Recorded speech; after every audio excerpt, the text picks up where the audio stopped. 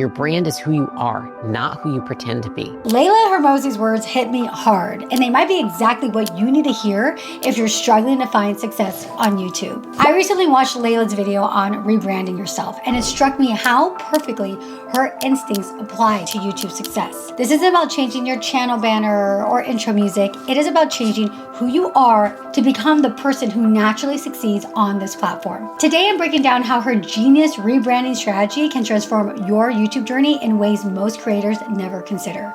Ladies, class is in session. YouTube is what I always call a long-form, long-game platform, and that's what makes it so different from other social media. Most people don't even start YouTube because it seems heavy, it seems hard, such a heavy lift compared to the other platforms. With Instagram, you can throw in a filter and find some really good text via ChatGPT and call it a day. Podcasting, you don't even have to put makeup on, but YouTube definitely requires a lot more. I actually like that about YouTube because you know what that means?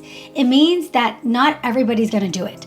The competition isn't as tough as the other platforms. And if you are willing to put in the work and the energy and the time, you're already different just by the fact that you are considering being on YouTube or you already are on YouTube. I can't tell you the number of conferences that I speak at where people come up to me saying, oh, I have been wanting to start a YouTube channel for the last 6 months or the last year, or I really need to go all in on YouTube. I know it's great. I just need to do it. But it is rare when someone comes up to me and says, oh, I am all in on YouTube. I just need some help with it. That person, that second person, they've already shifted their mind. Their mind is where it needs to be for us to work together and scale their channel, skyrocket their views, and skyrocket their income. The people who actually rebrand themselves are the ones who can endure being unseen and misunderstood while they build the new version of themselves. This is exactly what happens on YouTube. You'll be unseen for months. Your videos might get 10 views, 20 views, 50 views. You might feel misunderstood when the content that you pour your heart out doesn't resonate. But the creators who succeed are the ones who can endure this phase. Sometimes it takes a complete 180 to become that person who has those silver play buttons hanging on the wall. You might be busy, you might be doing all the things, but if you haven't shifted your mind to act as if you already have that silver play button, you're going to find it very difficult to sustain, to be here long enough to see the success that you want. The truth about YouTube success isn't about hacking the algorithm or finding the perfect niche. It's about becoming the person who consistently shows up, creates value, and doesn't quit when nobody's watching. Your brand is who you are, not who you pretend to be. Your brand is just your reputation. So just like in high school, you had a reputation, or in middle school, you had a reputation. Now people call it brand, but it's the same thing. I loved when she said this, and it applies directly to YouTube. Your YouTube channel isn't just the content that you create, it is a direct reflection of who you are as a person. So I want you to think about your favorite people that you watch on YouTube. What makes them come back again and again and again? It's not just their content, it is who they are, their consistency, their authenticity, their unique perspective. That is their brand. That is their reputation with you. But here's the thing that most creators miss. Your brand is a lagging indicator of your behavior. If you want to change your brand, you have to change your habits first. And you might not see that pay off for 12, 14, 18 months. So you need to understand it is a lagging indicator. It's not going to happen fast. And that is why so many creators get frustrated and they quit. They change their thumbnails, they update their channel banner, they try that new intro, but they do not change their fundamental habits and behaviors. They're putting brand new pretty frosting on the same dry old cake. I see this all the time with creators who come to me saying, I have been posting consistently for 3 months. Why am I not growing? And I have to tell them that 3 months is nothing in YouTube time. The algorithm is just getting to know you. Your audience is just finding you. Your brand, your reputation is just beginning to form. The reality is that successful YouTube channels take years to build, not months, years. And during those years, the creators weren't just posting videos, they were becoming different people. They were developing discipline, creativity, resilience, and all the other qualities that successful creators embody. So if you're trying to rebrand your YouTube channel or start a new one, understand that you're not just changing your content, you are changing who you are.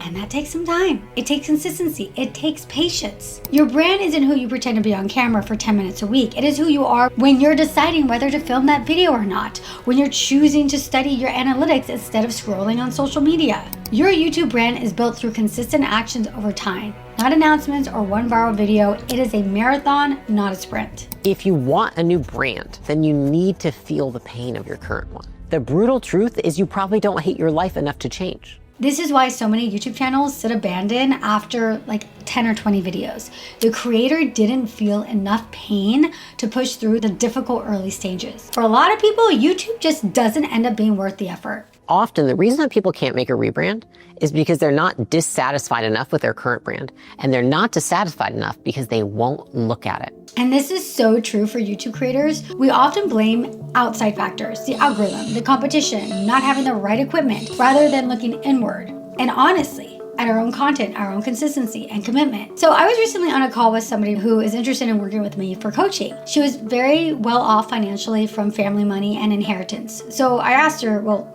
why do you want to do YouTube? I mean, if you already have all the money in the world and you don't really need to work, why are you wanting to do this as badly as you say you are? I always try to get at the internal motivations, especially when I'm working with someone one-on-one. And I found that understanding that really helps me become a significantly better coach. At the heart of it, she says, I want to prove to people, especially people in my family, that I can do something. It is really important to me that I can do this. I was like, okay, yeah, that's a good reason. And for her, the pain was not feeling like she had done something yet, something big enough that she could prove to everybody else that she could do this. Everybody has their own why, and it's not always money like in her case, but it has to be strong and it has to be deep.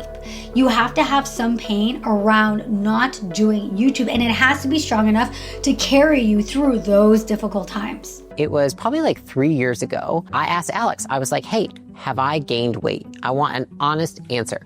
Like, I feel like I haven't weighed myself yet, but I look at myself, the way my clothes fit, I just want to know. And he's like, I don't want to tell you because, I know where this goes. And I was like, I need you to tell me. I'm not going to let you out of this room until you let me know. Have I gained weight? I remember he's like, no, I don't really think. The other day we were at the gym and you were doing lunges and you were holding the weights and I was behind you, and I did notice that your arms, they had this fat that they didn't use. Before he even finished the sentence, it was like my appetite evaporated from my body. And immediately, it took me -5 seconds to lose that 10 pounds. The truth gets you to do shit.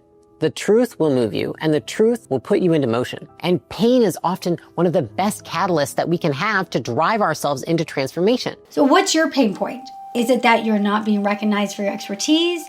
That you're not helping as many people that you could, that you're leaving money on the table, that your message isn't reaching the people that need it? Whatever it is, you need to be honest with yourself about it. You need to feel it, because that pain will fuel you when the views are low, when the comments are few, and when you're wondering if it's all worth it. As Leila said in this video, you can tell a man that there's a snake under his chair, but until he looks for himself, he's not gonna get out of the chair. You have to look for yourself. You have to admit the truth to yourself, no matter how shameful or difficult it is. And that's where you'll find the power to transform your YouTube journey. One of the most practical insights that I thought Leila shared is about the environment. Rather than think about, how do I become consistent? You wanna think, how do I create an environment that makes it as easy as possible for me to step into this new brand? This is absolutely crucial for YouTube success. Willpower alone will not get you to film consistently, especially when life gets busy.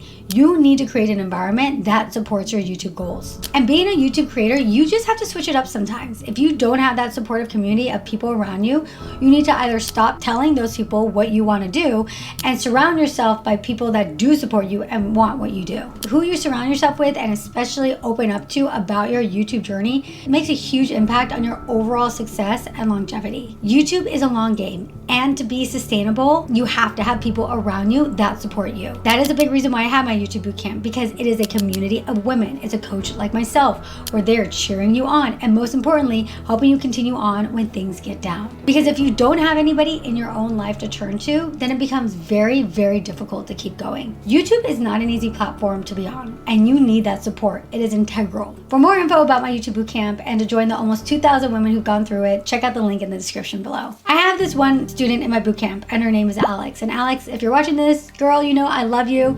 She's been at this YouTube thing for a while, probably, I want to say a good 8 years on and off. She joined my bootcamp years ago when she was a niche that just wasn't totally right for her. She took some time off of YouTube because she had a child, and then eventually over time she came back to my bootcamp. We met up at an event, and I suggested that she consider a different niche more related to fitness, something that she was really, really passionate about. It's taken her a while to get on board with that, and it's actually taken her a while to find her footing in that niche. But in our most recent coaching call, I watched her latest video. I personally actually got really emotional. I was blown away because I hadn't seen her videos for a little while, and I thought, wow, You finally get it. For some people, they get YouTube right away. And for other people, like Alex, it takes a little bit of time. Some people have a knack for thumbnails. For others, it takes them a while, or they just have to hire it out. Same thing with editing, same thing with your camera presence. There's so many aspects of YouTube that you have to learn. But what made the difference for Alex wasn't just the skill development. It was having an environment that supported her growth, that held her accountable, that believed in her even when she was ready to quit. So I want you to think about your current environment. Does it make YouTube easier or harder? Do the people around you support your YouTube dreams, or do they just dismiss them? Is your physical space set up to make filming convenient and less of a hassle? The standards that your inner circle has will also translate to the standards that you hold yourself to. If you're trying to hold yourself accountable to a different standard so that you can be a different person, like what we're talking about, or have a different brand, then you probably need to consider who your friends are, who you're surrounding yourself with. This is why people like myself, a coach, is needed, and we exist and are so valuable to people in the first place. Creating the right environment isn't just about physical space, it's about the people you surround yourself with, the communities you join, the mentors you learn from, and the systems that you put in place to make consistency and doing the thing as effortless and friction-free as possible. As Leila says, it's so much easier to create an environment that supports your goals than to rely on willpower alone. Real brands don't go viral. They go unnoticed until they're undeniable. Consistency builds brands, not announcements or PR releases. I think that is one of the best quotes from her video, and it perfectly describes the YouTube journey. A lot of people think about YouTube like, oh, they blew up overnight, or why did they blow up like that? They came out of nowhere. And the reality is, for a lot of people, they did not come out of nowhere. Maybe they've had other channels that didn't succeed, or they've been on the platform for a long time and they finally saw success. Or maybe they were building or honing some kind of skill outside of YouTube, and YouTube just happened to be the perfect platform to showcase it. Like my sister Jacqueline, I had been begging her to get onto YouTube forever. She is a lifetime dancer turned Pilates instructor. She danced ballet in several ballet companies growing up, and then became a cheerleader for the Clippers and Lakers teams in Los Angeles. She then, after that, earned every certification that there was for yoga and Pilates. She trained with celebrities in LA, even the Kardashians. So that by the time she decided to finally do her YouTube channel, she was a true expert in her field. Not necessarily YouTube, that's what I helped her with, but as a fitness instructor. And of course, her content did well because of who she was, because of the skills she had honed her entire life, and she now has, almost 300,000 YouTube subscribers. What I have found with YouTube is that overnight success is very rare.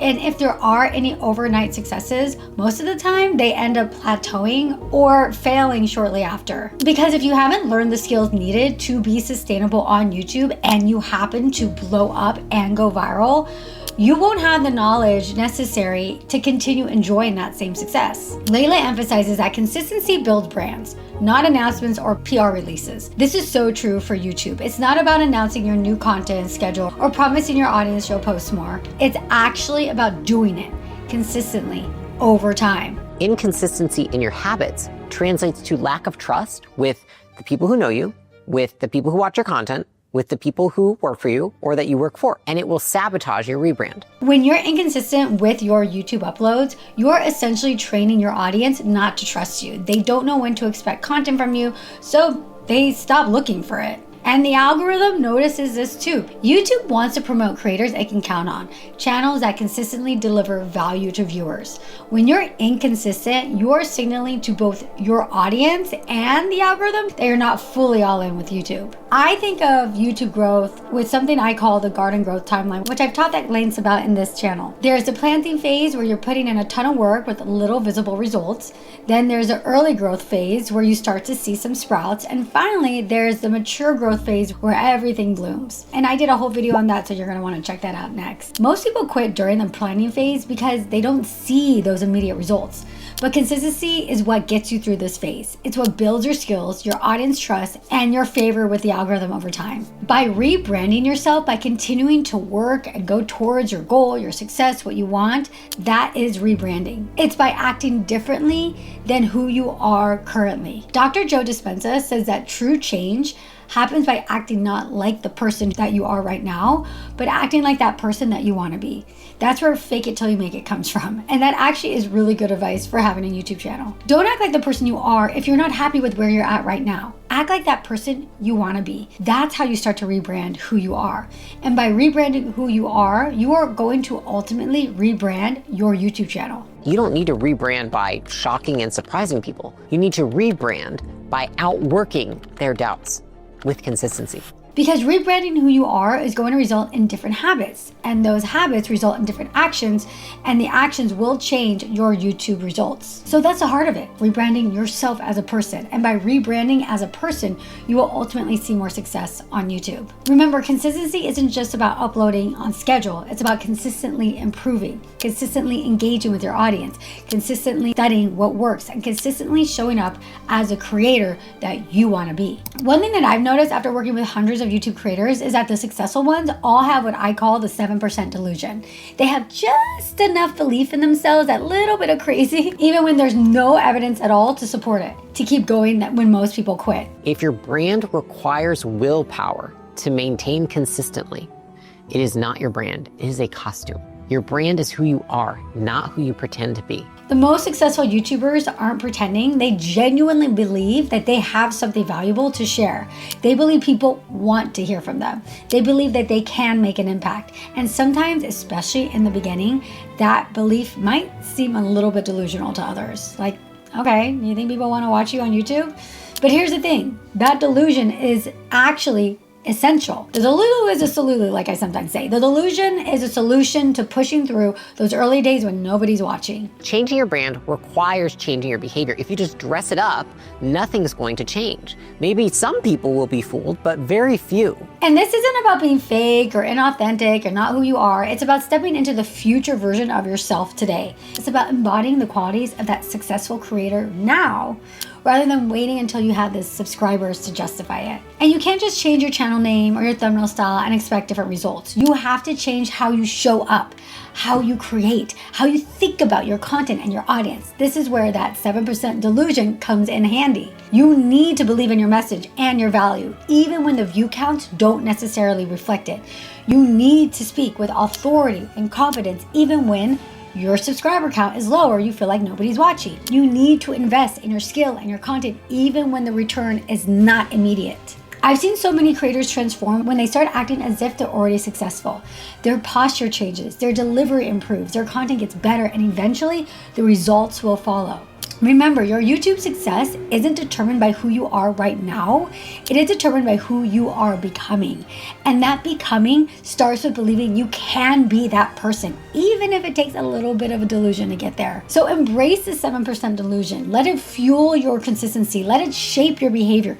And watch as it gradually transforms from delusion into reality as your channel grows. So that's it. I hope this video has helped you see that YouTube success isn't about hacking the algorithm or finding some random success formula. It is truly about becoming the person who naturally creates valuable content consistently. It's about rebranding yourself from the inside out. If you enjoyed this topic, you're going to want to watch this video next, where I talk more about how this mindset and a particular mindset in general might be your secret to blowing up on YouTube. Thank you so much for watching. I want to know in the chat what your thoughts are about this topic. Do you feel like this is you? Have you maybe had to rebrand yourself from the inside out to see the success that you want on YouTube? Let's have a chat. And remember, keep shining, keep creating, and most importantly, keep being you.